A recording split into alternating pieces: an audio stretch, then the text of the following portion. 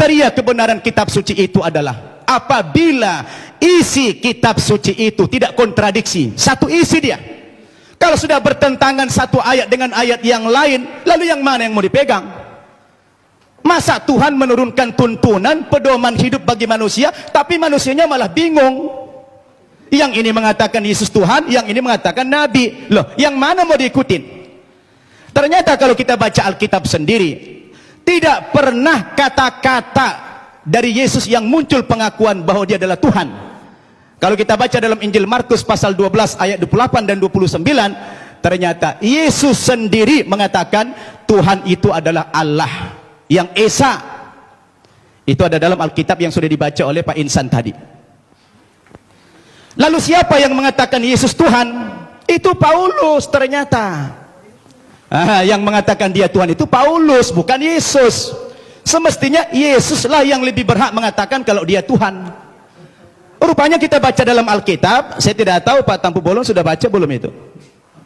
Ya, kalau kita baca dalam Alkitab, ternyata yang mengatakan dia Tuhan itu adalah Paulus. Dalilnya di mana? Dalam Kisah Para Rasul pasal 2 ayat 36. Ya, Kisah Para Rasul pasal 2 36. Apa kata Paulus?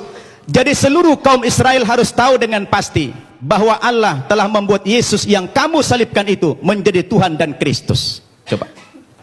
Ya, siapa yang mengatakan Yesus Tuhan? Paulus. Kemudian dalam kitab Filipi pasal 2 ayat 11. Dan segala lidah mengaku Yesus Kristus adalah Tuhan bagi kemuliaan Allah Bapa.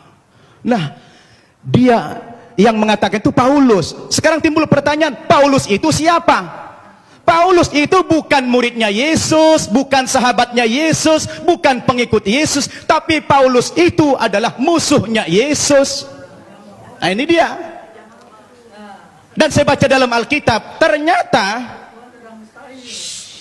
aktor pendiri agama Kristen itu memang bukan Yesus. Yesus tidak pernah membawa agama Kristen. Yang mengatakan kata-kata Kristen itu adalah Paulus dalam Kisah Para Rasul pasal 11 ayat 25. Ketika dia mengajar di Antioquia lah pertama kali murid-murid itu dipanggil sebagai Kristen. Kristen artinya pengikut Kristus. Kristus artinya adalah juru selamat atau Al-Masih dalam Islam. Jadi Bapak Ibu yang saya muliakan, ini yang perlu kita jadikan sebagai alat ukur apakah Yesus Tuhan atau tidak. Kalau sudah kembali kepada Alkitab, saya pikir jelas semuanya. Maka kembali kepada kriteria yang tadi. Apa kriteria kebenaran sebuah kitab suci itu? Terakhir,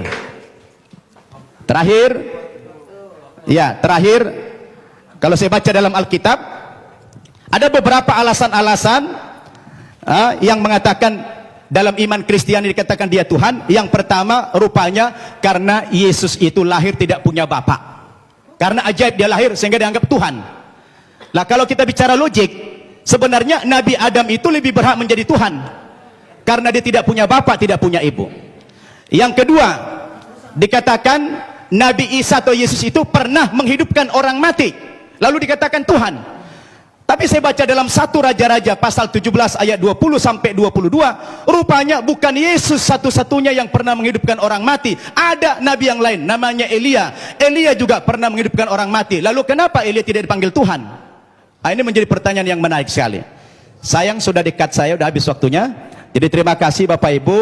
Mudah-mudahan dialog kita terus berkembang. Wassalamualaikum warahmatullahi wabarakatuh.